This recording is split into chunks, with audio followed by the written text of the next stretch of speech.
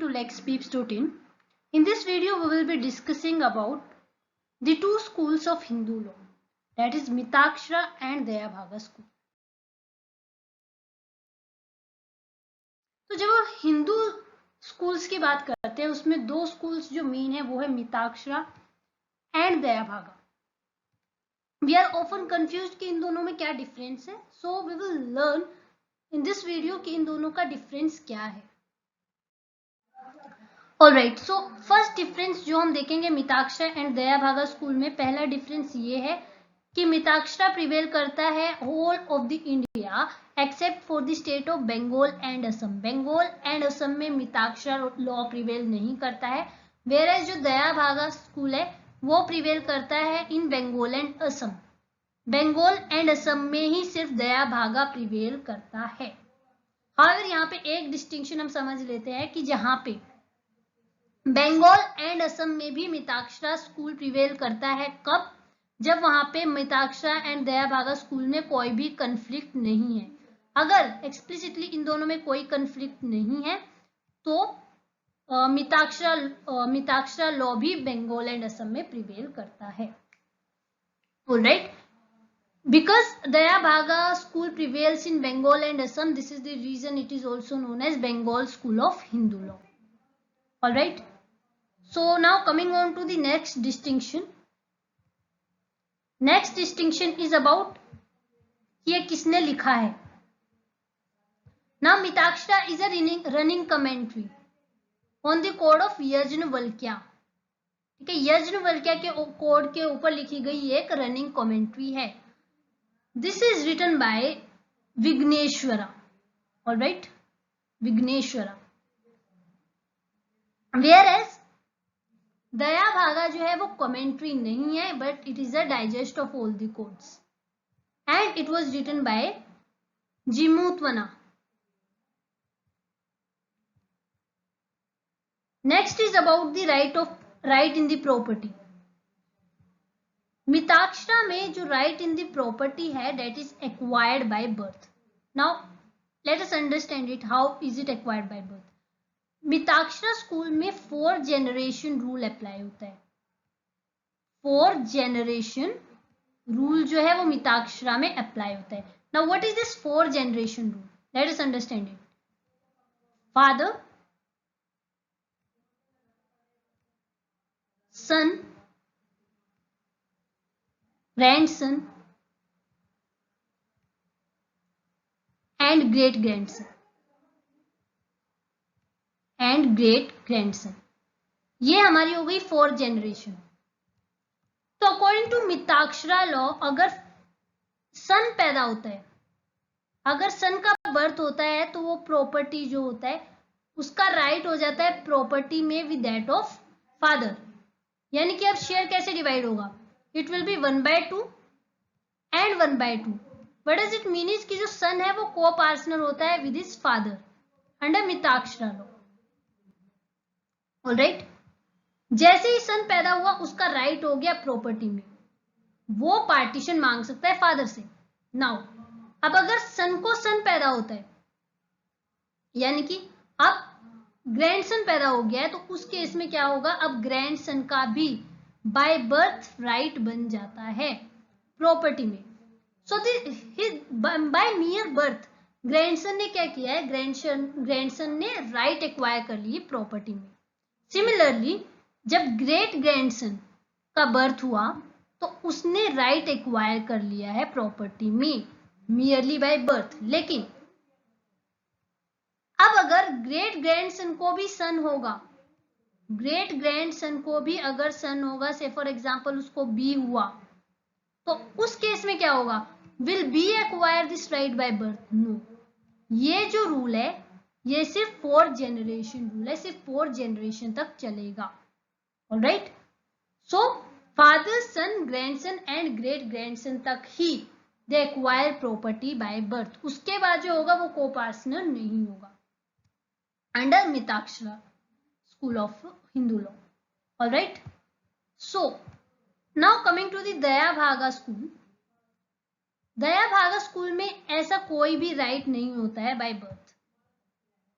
जो राइट होगा प्रॉपर्टी में वो पूरा राइट होता है फादर का, वो पूरा राइट फादर का होता है अंडर दया भागा और school of Hindu law. Alright, father चाहे प्रॉपर्टी को बेच सकता है, मोर्टगेज कर सकता है, कुछ भी कर सकता है प्रॉपर्टी के साथ, पूरा राइट फादर के पास, एब्सोल्यूट ओनरशिप होती है प्रॉपर्टी की। राइट नाउ नेक्स्ट इज कि मिताक्षरा में प्रॉपर्टी डिवॉल्व होती है by the doctrine of survivorship. Now what is doctrine of survivorship? Let us understand it with the help of an example. ये doctrine of survivorship को हम एक example से समझते हैं।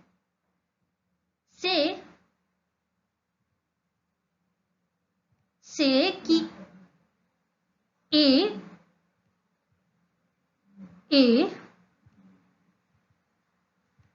And B are two brothers. ठीक है, ए मैरिड होता है डब्ल्यू से, ए मैरिड होता है डब्ल्यू से। ठीक है, बी अनमैरिड होता है, लेकिन ए की डेथ हो जाती है। ऑलराइट, ए को कोई सन नहीं होता है और ए की डेथ हो जाती है। तो नाउ क्वेश्चन अराइजेस कि डब्ल्यू जो है प्रॉपर्टी में क्लेम, प्रॉपर्टी में अपना क्लेम कर सकती है। सो बाय डॉक्ट्रिन ऑफ सर्वाइवरशिप वो क्लेम नहीं कर सकती है प्रॉपर्टी में। ऑलराइट, और ए का जो शेयर था प्रॉपर्टी में वो अब चला जाएगा सीधा सीधा बी को। Alright, this is doctrine of survivorship, यानी कि जो को पार्टनर जिंदा है प्रॉपर्टी उसे डिवोल्व हो जाएगी। जो डब्ल्यू लीगल आयर थी ए की उसके ऊपर प्रॉपर्टी डिवोल्व नहीं होगी। This is doctrine of survivorship. लेकिन अब अगर यहाँ पे सन होता ए का एस, तो उस केस में प्रॉपर्टी एस पर डिवोल्व हो जाती, बिकॉज यहाँ पे ये दोनों को पार्टनर थे। ऑलराइट, सो अंडर द दया भागा school there is no such principle of survivorship. There is no such principle of survivorship. One important thing to note here is कि doctrine of survivorship is now abandoned. अब survivorship का doctrine जो है वो applicable नहीं होता है under Hindu law कहीं पे भी। ये doctrine पहले यूज होता था, अब ये doctrine हम यूज नहीं करते। Now coming to the next point is that Mitakshara में share of the property uncertain होता है। Why is it uncertain? Because हमने जैसे पहले एग्जाम्पल देखा कि A एंड B दो भाई हैं, A एंड B दो भाई हैं। ऑलराइट, तो हमने ये देखा कि अगर A मर गया तो प्रॉपर्टी किसको गई? B को गई, होल ऑफ द प्रॉपर्टी। अब से फॉर एग्जाम्पल A भी जिंदा है, B भी जिंदा है, उनका एक और भाई हो जाता है C। तो अब इस केस में क्या होगा? प्रॉपर्टी पहले इनको 1/2 प्रॉपर्टी मिल रही थी, अब इनको तीनों को कितनी मिलेगी? 1/3, यानी कि इनका जो शेयर है वो कम हो गया है। ऑलराइट, अब अगर ए की डेथ हो जाती है सी के पैदा होने के बाद, अब क्या होगा? प्रॉपर्टी बी एंड सी को मिलेगी 1/2 एंड 1/2। सो ये जो शेयर इन द प्रॉपर्टी है वो फ्लक्चुएट हो रहा है। Alright, with the birth and death of coparcener. So this is the reason कि मिताक्षरा में शेयर ऑफ प्रॉपर्टी अनसर्टेन है, आप डिटरमाइन नहीं कर सकते उसको। But on the other hand जो प्रॉपर्टी इन दया भागा है वहां पे शेयर जो है वो डिफाइंड है। व्हाई? बिकॉज प्रॉपर्टी तो पहले फादर के पास ही रहेगी। जब तक फादर जिंदा है तब तक प्रॉपर्टी सिर्फ फादर के पास रहेगी, और it is only after the death of father, अगर फादर की डेथ हो जाती है उसके बाद ही प्रॉपर्टी जो है सन्स में डिवाइड होगी। अब अगर फादर की डेथ पे अगर 3 सन्स हैं, अगर 3 सन्स हैं तो प्रॉपर्टी भी 3 सन्स में ही बटेगी। उससे पहले चाहे कोई सन पहले 4 सन हो या 5 सन हो और वो बाद में मर गए हो, ठीक है, फादर की डेथ से पहले, तो उसकी वजह से शेयर फ्लक्चुएट नहीं होगा। Because what we would have to see is कि फादर की डेथ के बाद उसके कितने सन्स हैं। ऑलराइट, तो वहां पे जो शेयर्स होते हैं वो डिफाइंड होते हैं। Now next distinction is that there exist a coparcenary between father and son. ये हम ऑलरेडी डिस्कस कर चुके हैं कि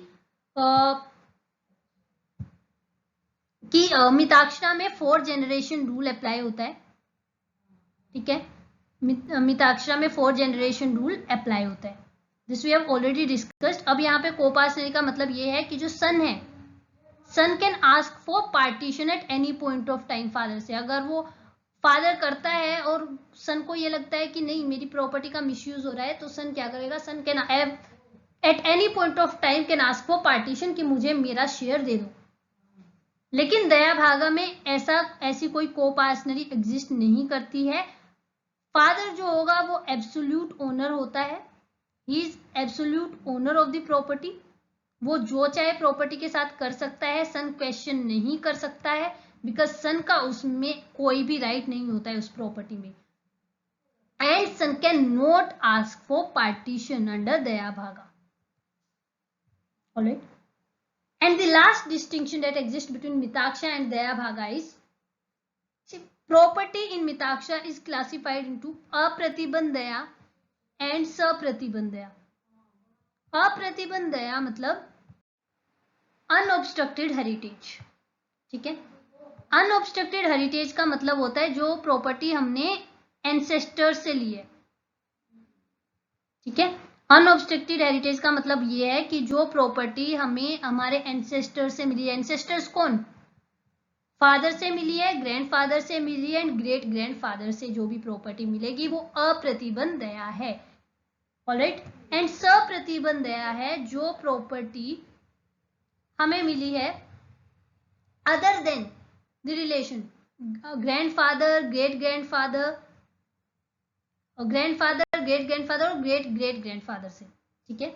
अगर हमें इसमें से कोई भी प्रॉपर्टी मिली है, sorry I am mistaken, father से मिली है, ग्रैंडफादर से मिली है या ग्रेट ग्रैंडफादर से मिली है, alright, 4 generation rule, father, grandfather and great grandfather, right. अगर इनमें से किसी से प्रॉपर्टी मिली, इनसे अलग किसी से प्रॉपर्टी मिली है, तो वो क्या होगा, वो सप्रतिबंध दया होगी। से फॉर एग्जाम्पल अगर आपको चाचा से प्रॉपर्टी मिली है बाय वे ऑफ गिफ्ट, मामा से प्रॉपर्टी मिली है, तो वो सप्रतिबंध दया है।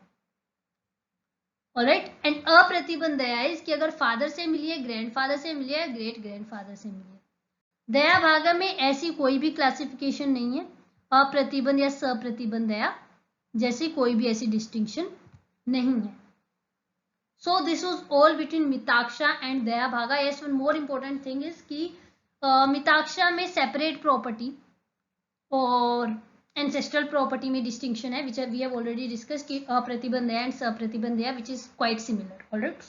So this was all for the difference between Mitaksha and Daya Bhaga school. If you want to find any, if you are looking for the PDF or notes, I have attached the link of the article below. Please do check that out, and if you like the video, do not forget to comment and subscribe to the channel. Thank you.